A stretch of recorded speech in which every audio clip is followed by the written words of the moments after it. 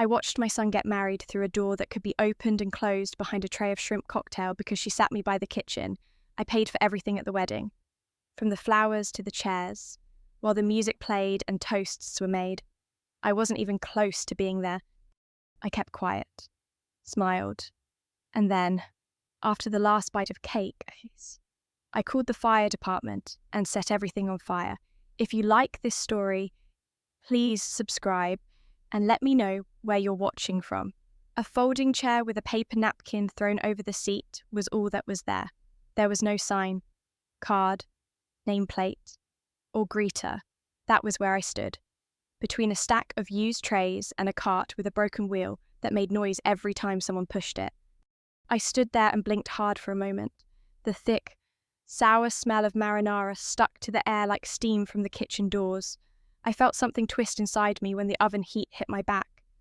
I looked down at my dress, which was made of hand-stitched mauve chiffon. That morning, I got my hair done and pretended for 3 hours that this day would be just as special for me as it was for them. I didn't know that, though. No one said, "We've changed how the seats are set up," when I got there. No one, not even Daniel, looked at me. He was too busy, smiling wide, adjusting his cufflinks, letting her mother kiss him on the cheek like she'd raised him. Like she was the one who stayed up every night when he had night terrors. Like she was the one who took double shifts when he needed braces. And I couldn't afford both rent and his smile. I clutched my little handbag, beige leather, the one he bought me years ago for Mother's Day when he still called me Mama. My hands were shaking. I could feel it in my wrists. A subtle vibration like something electrical trying to escape through my fingertips. The catering manager, a boy who couldn't be more than, smiled awkwardly. They said you were supposed to wait back here. Mum, the bride didn't want any visual clashes with the theme. I stared at him. Theme. He winced, glancing at the swinging doors. The silver edge hit the wall again with a sharp bang. Laughter spilled in from the reception hall, followed by a burst of music, like aesthetic consistency, with the photos and all. I sat down slowly. The chair creaked. There was a dark stain on the floor under my feet. Gravy, maybe. My shoes stuck slightly when I shifted them. I looked at my nails, freshly done in a soft pink, then at the cold chicken breast. Someone had dropped in front of me on a chipped white plate. The worst part, I didn't say anything. Not one word, because it was his day, because I told myself, don't ruin this for him. Don't be that mother, because I had paid for it all, and still believed that meant something. I pulled out the program I'd been handed at the church. Elegant cursive on cream cardstock, no mention of me anywhere. Her father walked her down the aisle. Her mother gave the first speech.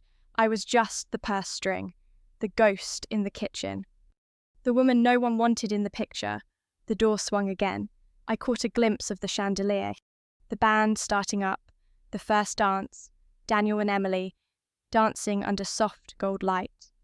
He didn't look my way once. I pressed my napkin to my mouth, trying to dab a non-existent stain. My eyes burned. I told myself it was the onions from the kitchen, the steam, the heat, not the betrayal, but it was, oh my God, it was, and deep inside me, something broke. In peace, you don't notice a small crack in the glass until the whole pane breaks. I looked at the wall, behind a fire extinguisher. There was a spot where the paint was coming off. I looked at it so intently that I believed I would burn a hole in it. That spot held me down, my main point. This is the only thing that's holding me together in front of a waiter with crab puffs. While I was crying, I wasn't sure if I would ever be able to stop. I took a deep breath and then another one. The chicken on my plate was no longer hot. I didn't touch it. At some point, cake was brought out. It didn't taste good to me. I did nothing but look at the white and gold layers, her shades, her little picture of perfection. After that, I called. It wasn't long. Straightforward. I didn't need to say anything. There are only 3 easy cancellations. The flowers for brunch tomorrow. the band's second payment.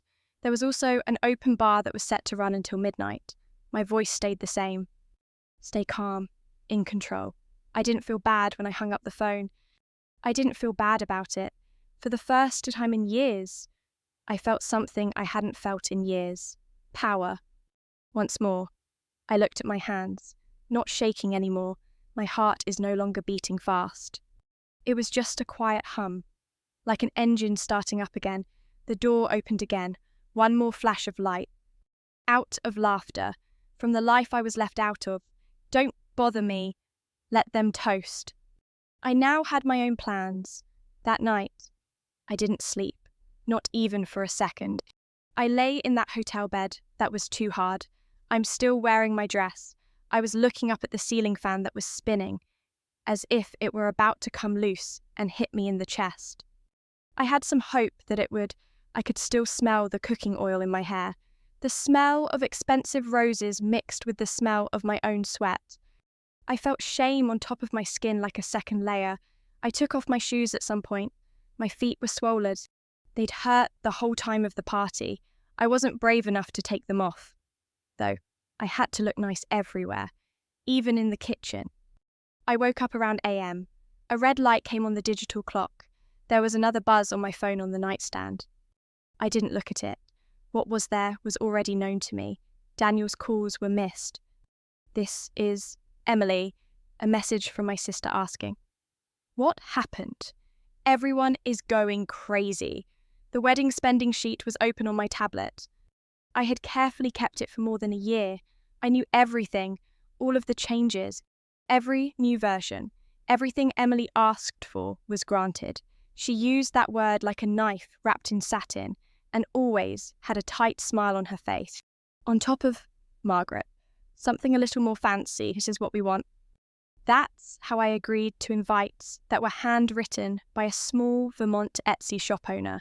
So, the place changed from the neighborhood church hall to a barn that had been fixed up and now has chandeliers and old whiskey barrels. That's how the open bar got a custom drink list, and the cake went from having 2 levels to having 5. I paid for everything. There was no offer to split the cost. Not Daniel's. It's not her parents. I didn't ask either, because I wanted him to have all the things I couldn't have when I was his age. I read through the deals one by one. When I saw them, I gasped for air. 2 charges were made without permission just a few days before the wedding. Tab from a taste event at a bar, upgrade the dress practice dinner. I was seated in the back of the restaurant again, close to the kitchen. I felt sick to my stomach. I looked over the card again. This is my card. Used without being allowed to. Then I saw the note she sent to one of her girls on Venmo. His mum is taking care of everything. We might as well go big. Feels like a wedding. I didn't cry. Not now. I didn't feel anything. That weird, heavy nothing that happens when you've been hurt too much. I felt like I had lost my mind. It felt like the ends of my nerves had curled in to protect themselves. I lit the lamp by reaching over. It hurt my eyes to look at the light. I looked in the mirror on top of the desk. I was surprised by my reflection. My mascara got all over the place under my eyes. The soft lines around my mouth had turned into something new. My hair was flat. One side was squished by the pillow. I looked like I had gained 10 years all at once. Then, though, something changed. After putting my hair back in place and washing my face, I sat down at my desk and checked my email. I wrote 3 letters. One for the flower shop. Please, stop delivering on Sunday. The rest of the cash is being held back. Thanks. Give 1 to the band. We will not need the second performance because the event plan has changed. Please, think of the matter as over. As a gift to the bar seller, we're cutting back on services after welcome. The second move should not happen. Do not handle the rest of the amount. Everyone was nice, all professionals. But last, when I hit send, it was almost dawn, when the sky outside went from dark to bright blue.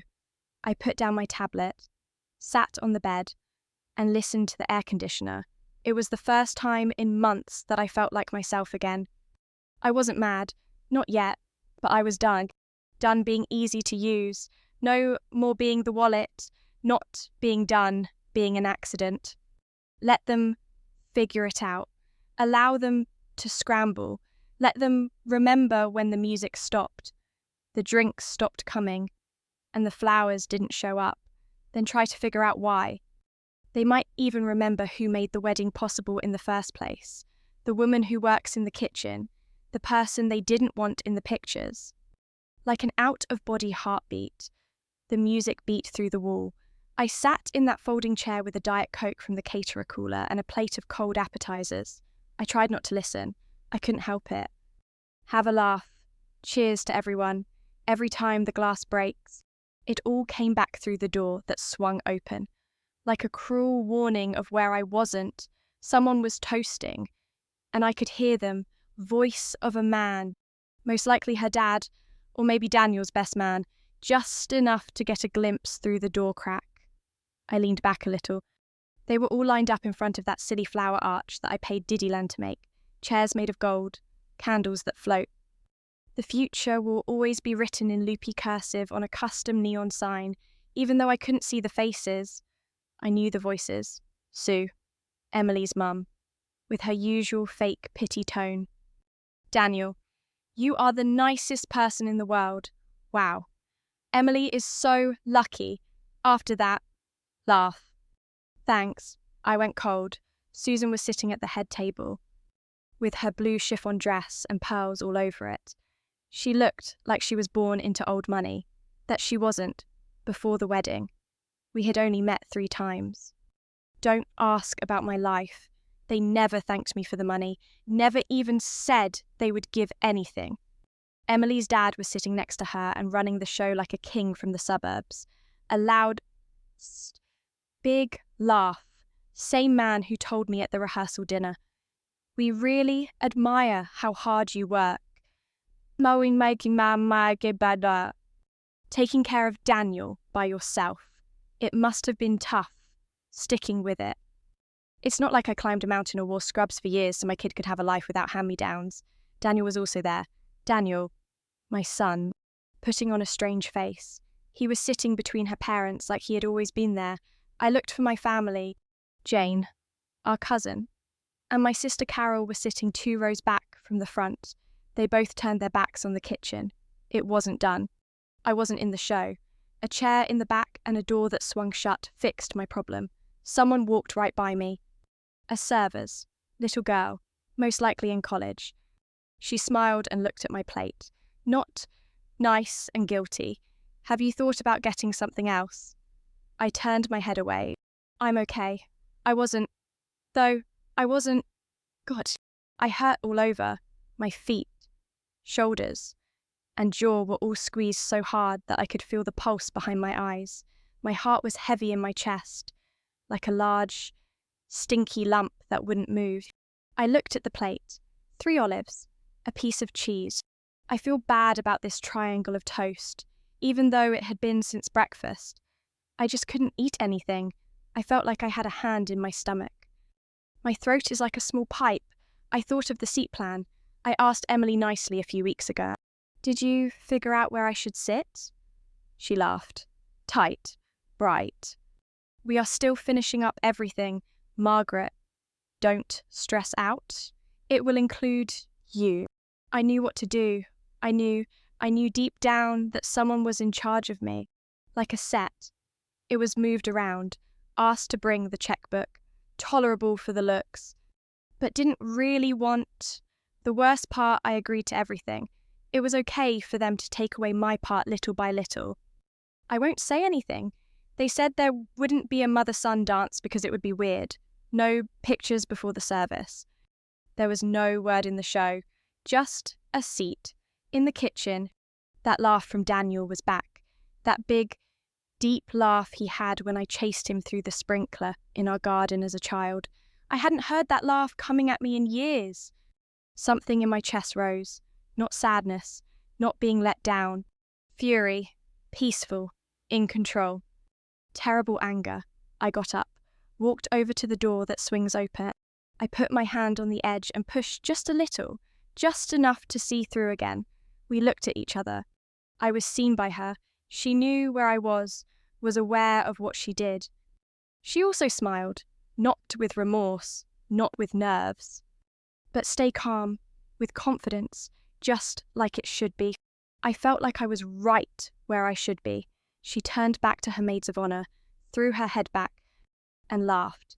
That's when I knew it wasn't a mistake. This wasn't a mistake. This was done on purpose. It was planned. Picked it.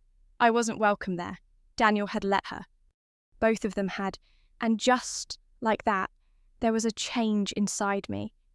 Not broken, not at all, not now. Moved around. What I did in their lives had changed. I stopped acting like I didn't see it. Give them the attention they deserve. Allow them to sip their champagne. They thought I wasn't there. They didn't know what I could get away with. While I was still standing by the kitchen door, the toast began to cook. The lights in the welcome hall had been turned down by someone. I could see string lights shining up above, and the way the gold plates on each table sparkled. The mic made a single noise. After that, her dad's words echoed through the room like a game show host. "We love our daughter, Emily, and her wonderful new husband, Daniel." Cheers broke out. I moved back, behind me. The kitchen was a mess, metal plates making noise, a rising voice, a server getting into a fight over the gluten-free plate at table 12. I moved to the side.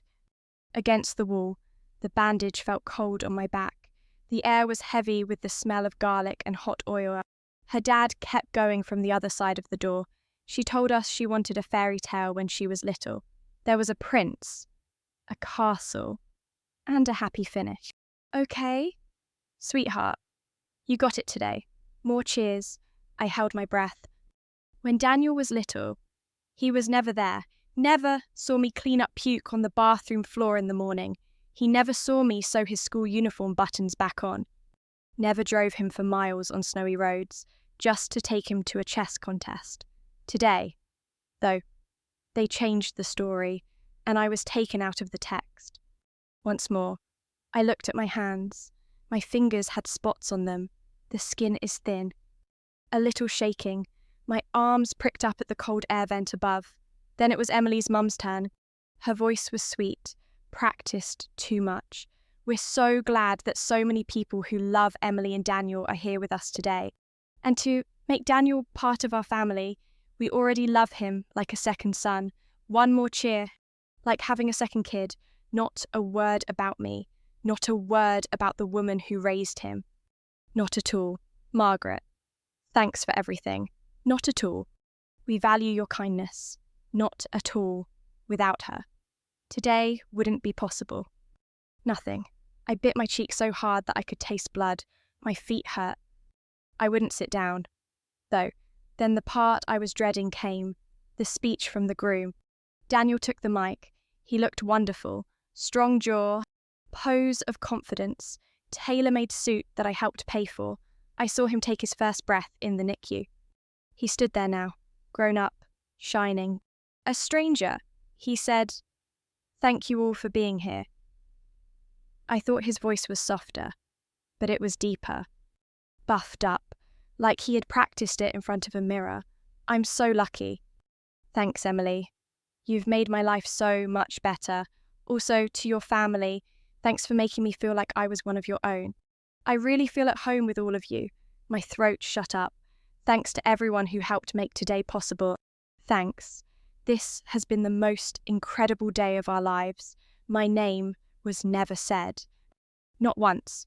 I had paid the venue, the catering, the photographer, the DJ, the linens, the custom neon sign. I even paid for the dress Emily wore as she stood there with her hand on his arm. And yet, I didn't exist. The servers clapped. I didn't move. The band picked up again. The dance floor started to fill. Someone brought me a slice of cake on a plastic plate. I stared at it. Vanilla, with raspberry filling, her favourite. I don't like raspberry. Never did. I looked at the thin gold fork they gave me. My hand was steady now. I remembered when Daniel turned 10 and asked for chocolate cake with sprinkles. I worked 2 extra shifts just to buy the one from the bakery he'd pointed to in the window. His eyes lit up when he saw it. He hugged me so tight that day. That boy was gone. In his place, a man who didn't even remember to save me a chair. I set the cake aside. I waited until the last bite of dessert was served. Until people were getting up, loosening their ties, wiping icing from their lip. Until the music hit that perfect peak. Then I walked out of the kitchen, straight past the computers, straight past the bar, out the side door. The air outside was cool and still, the kind of quiet that hums in your ears. I took out my phone. 3 calls, 1 for the flower shop, give 1 to the band, 1 to the bar boss. Polite, straightforward, no need for answers. By the time I walked back into the room, the wheels were already turning. Brunch tomorrow, got cancelled, set of late night music, pulled. A second bartender and a list of drinks gone. I had already been quiet for a while. Let them have what's left. Allow them to feel the space.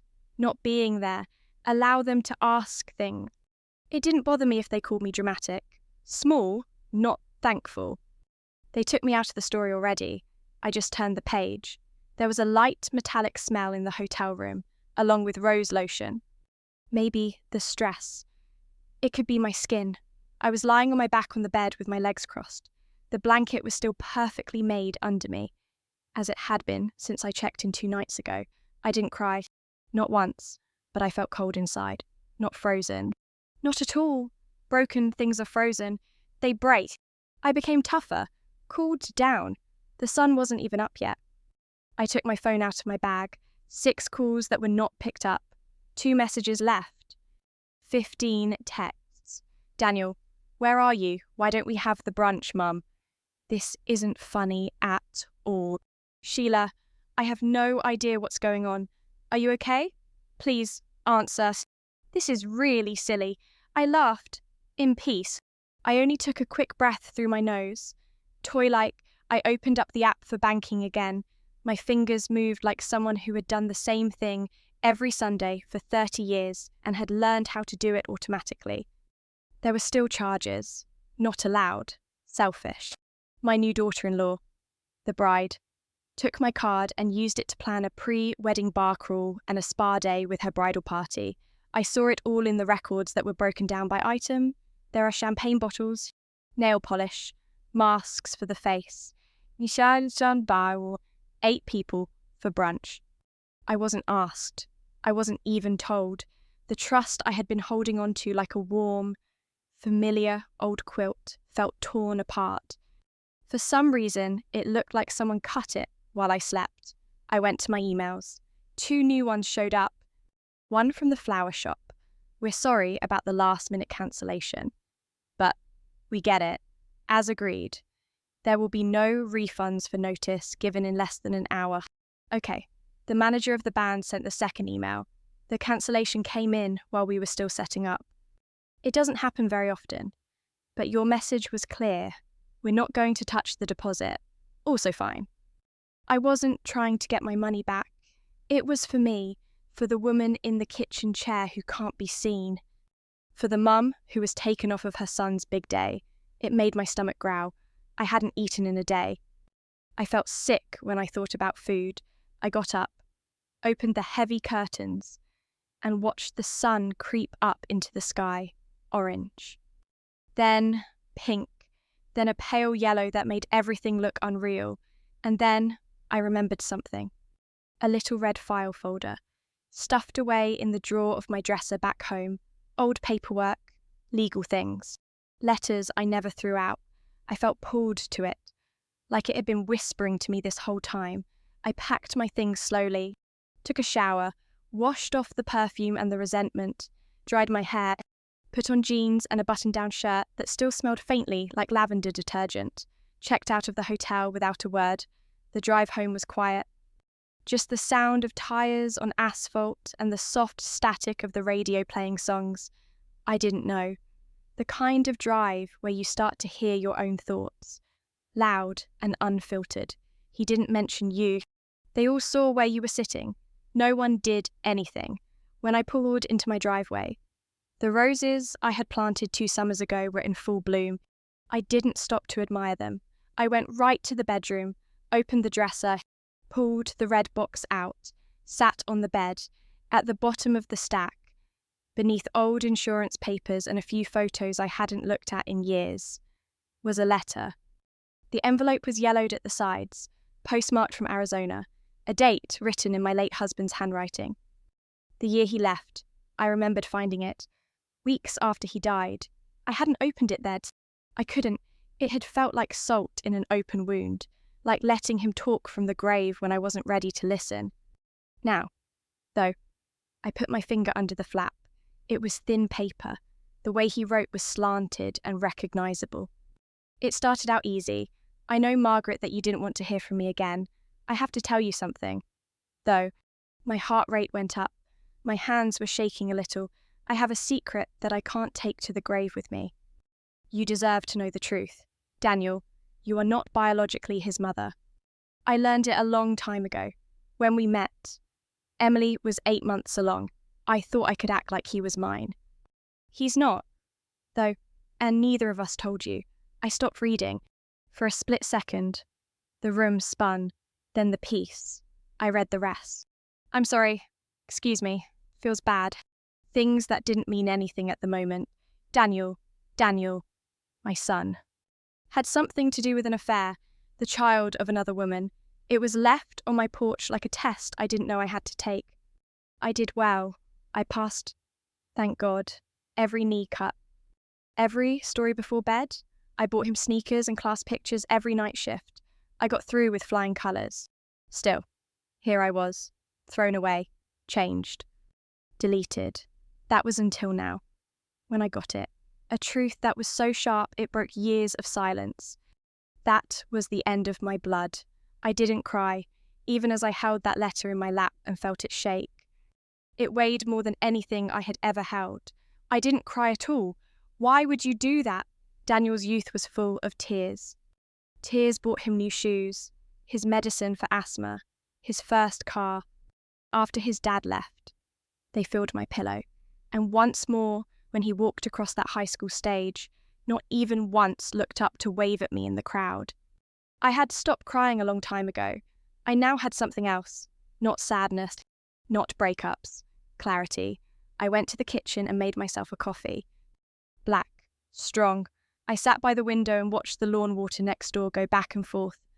It was just another Sunday morning, but I wasn't the woman who paid for someone else's story anymore. In exchange, they got a folding chair to put behind the punch bowl. I was no longer the kind of woman who would take this, not this. When I picked up the phone, I called the florist first. My voice was quiet. Be polite. They were kind. So I thanked them. Again, it was confirmed that the plans for Sunday would not be needed. I didn't say anything. That wasn't something I owed them. The band came next. The same tone, the same lack of talk about the reason. After that, the bar service. Hey there, my name is Margaret Langley. That's right. Yes. I'm calling to cancel the toast at the lunch after the wedding. Yes? No? Problems? Just a change of mind. Thanks. Press. 3 calls, 3 cuts. It was fine to leave it there. I didn't, though, because I knew what was going to happen. My phone was off. After 5 minutes, I turned it back on. 38 posts that haven't been read yet. 3 messages left. Daniel once more. Where are you? Mum. The band wasn't there. What the heck is going on? Emily's mum. I have no idea what's going on, but this is very rude. People want to know more. After that, Emily herself. Margaret, are you really doing this because you didn't like where you were sitting? That's not important. We had a dream. Don't mess this up. Small. The word came back, like a swear word. The same as a branding iron. Still, when I closed my eyes, all I saw was her smiling across the reception hall. She knew where I was, being aware of what she did. They knew I wouldn't fight back. Up until now, I turned the phone off once more. Allow them to fall, gather the questions. They should know that the bar ran out of drinks because I was the well, that the music stopped when I played the last note, that the roots were so bad that the flowers never came. I cleaned the kitchen, wiped down the counters, taking care of the cat. I hadn't felt so calm in months. The doorbell rang around noon. I didn't answer. Allow them to knock. Let them sit in the heat of their own pain. I put one picture on Facebook later that night, not about the wedding, not of me. This is a picture of the check I wrote. The account number was blurred. Let the autograph stand out. No picture. No reason given. That's it. Something they couldn't lie about. An act of sacrifice. After that, I signed off. It's not only from Facebook, because of the guilt, from the quiet, from acting like this wasn't betrayal. I didn't need them to explain things. How they spin, why they did what they did, let them sit in the mess. I wasn't going to protect them. The first sign that they were running was the quiet, not any more texts. Don't call anymore. It was just a strange, long silence, like the center of a storm going straight over my house. It was there for me. The stress, having to wait. They were unsure of what I would do next. I also didn't, but I was going to have it. I made coffee and sat by the window again on Monday morning, not wearing makeup. Oh, no earrings. The day is just for me, and the fridges hum in the background. Daniel hadn't called since yesterday. It was a short voicemail before, not flexible. Be defensive. Mum, you really made a fuss. Everyone is chatting. You made us look bad. I do not understand what you wish to show, but you did something wrong. When I heard it, I didn't even move, because this is the truth. No one likes to say out loud, you can give someone everything. Take some time, your cash, your love, and still be thrown away. Even if you build their whole world, they'll tell you that you're not part of the style. I was no longer shocked by the deception. What shocked me was how little I cared once I wasn't asking them to like me. I got rid of his contact from my phone that morning. Only the name. The number stayed the same. I didn't need to forget about him. I didn't want his name to show up on my screen like it belonged there. I went outside around noon. A grocery shop. The post office. A few quick tasks. Life went on. I saw my cousin Diane, who had flown in for the wedding, in the bread aisle of all places. When she saw me, she smiled, but there was doubt in her eyes. Margaret, hey. I said yes. She moved in closer and spoke less loudly. Are you okay? I looked into her eyes. Were you okay? I asked, looking at me as I sit back there. She got red. I had no idea that was meant to be that way. I thought it might be you. No, I slowly joined in. You didn't think. Is that it? There was a long pause. I'm sorry, she finally said. It wasn't right. I needed to say something. I gave one nod. Thanks. She looked calm, as if that brief moment of responsibility had set her free. It didn't set me free. It was a start, though. There was a bouquet on my door when I got home. Calla lilies. The low-cost kind, already dying, not a card. They weren't brought inside. I led them right to the trash can instead. In the evening, I went on Facebook. There were almost 100 comments on the picture of the check. Good old friends. Hi. Colleagues. Friends. I hadn't talked to these people in years. Some people were lost. Some people were furious. But most of them got it. One thing stood out. Mary, this hurt my heart, and I've never felt so connected to something. Thanks for letting us know we don't need to be quiet. That was it. The start of something new. Not for payback. Not out of spite, power, taken back. Let them get angry in chat rooms. Let them make up their own story. I was not answering. I wasn't giving an answer. I finally chose to be quiet. Not as an offer, but as a way to, this time, it was my silence. The box was the first thing. An old thing that sticks out in the guest room dresser. Half stuck, need a little hip bump all the time to open. I wasn't even really looking for anything.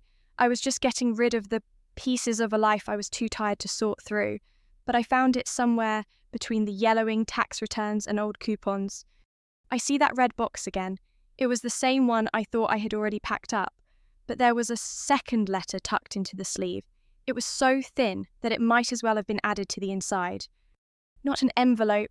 There are betrayals that come like earthquakes, sudden, loud, and unforgiving. But then there are the quiet ones, the kind that seat you by the kitchen and ask you to smile through the steam. Margaret's story isn't just about a wedding. It's about all the moments we shrink ourselves for the people we love, waiting for them to see us, to say our name, to remember. But what if they never do?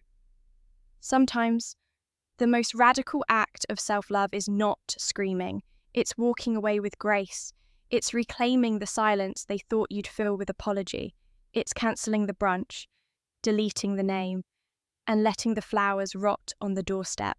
Margaret didn't burn the room down with matches. She did it with memory, with receipts, with quiet dignity, and in that stillness, she found power. To anyone who's ever been the afterthought, the ghost at your own celebration, you're not alone. You were never too much. You were just surrounded by people too little to hold your light. If this story stirred something in you, share it. Comment below. Let someone else feel seen. And maybe, just maybe, start writing your own chapter with your name on every page.